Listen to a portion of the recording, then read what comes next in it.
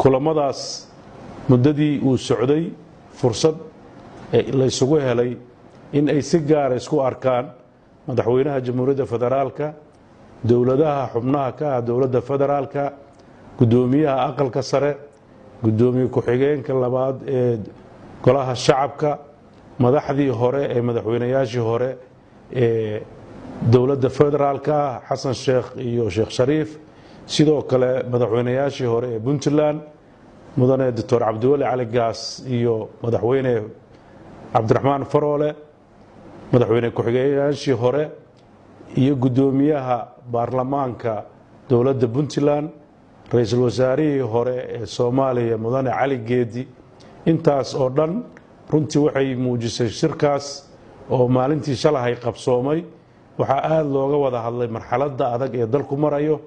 sida loogu baahan yahay in la ilaaliyo midnimada dalka looga wada shaqeeyo sidii dowladda Soomaaliyeed dib u dhiskeedii loo gaari lahaa meel wacan shirkaas wuxuu albaabada u furay in si qoto dheer loo wada hadlo iyadoo kulankii caleemasaarka oo ay qayb ka ahaayeen isimada reer Puntland waxgarad abwaaniin iyo dad kale oo magac iyo maamuus kale bulshada Soomaaliyeed ay aad u soo jeediyeen in dadka Soomaaliyeed iscafis guud uu halka ka dhaco maadaama fursad aad qaali u ahayd waxa dadkii oo dhan isla qaateen oo horeeyo madaxweynaha jamhuuriyadda federaalka Soomaaliyeed in wixii dadka Soomaaliyeed ku kala dhex jiray xal dhalay laga noqdo hore loo socdo dalka iyo midnimadiisa laga shaqeeyo runtiina waxay ahayd kulankaas kulan taariikhi ah oo garow ka qabsoomay oo Ilaahay uu noo suuro geliyay kulamadaas guud ee madaxda maamulada dowladaha xubnaha ka ah dowladda federaalka isku arkeen wuxuu gogol xaar u noqday in kulamadii u dhaxeyn jiray oo muddo hakad ku jiray kala qaybsanaan xagga ra'yiga ah darteed uu muftaax u noqday inay madaxda dowladaha xubnaha ka ah dowladda federaalka iyo madaxweynuhu ay kulan maanta wada yeesheen kulankaas oo loogu gogol xaarayay in la isku cafiyo waxyaabaha khilaafka shakhsiga ah lagu saaro danta guud ee dalka laga wada shaqeeyo howlaha iyo ajandayaasha dhabta u ah dowlad dhisidda si qoto dheer loo galo oo aad loo lafaguro si loo gaaro horumar shacabka Soomaaliyeed ay ku laanoonayaan runtii arintaas waxay horseeday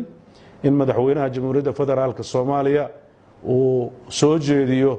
in shir la isugu yimaado bartamaha bisha saddexaad uuna ka codsaday dowladda Puntland in ay gogoshaas martigeliso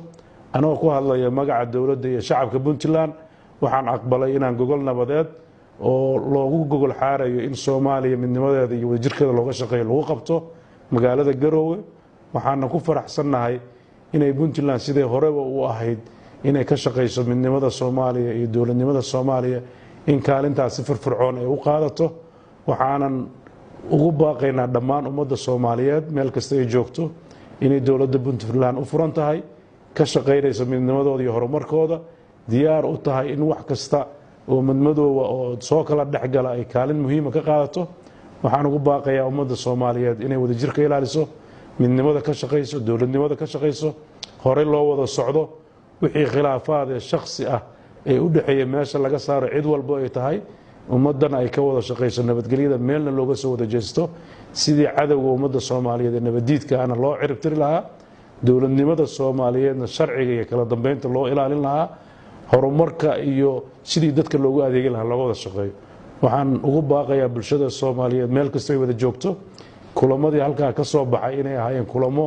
dhiiri gelinaya shacabka Soomaaliyeed meel walba joogaan shacabka reer Puntland sharaf iyo karaamo u soo hoynaya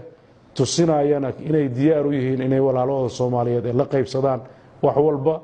maxaa yeelay inta meel ka mid ah Soomaaliya ay dhibaato dareemayso dhibaatadaas waa dhibaato ummadda Soomaaliyeed wada haysato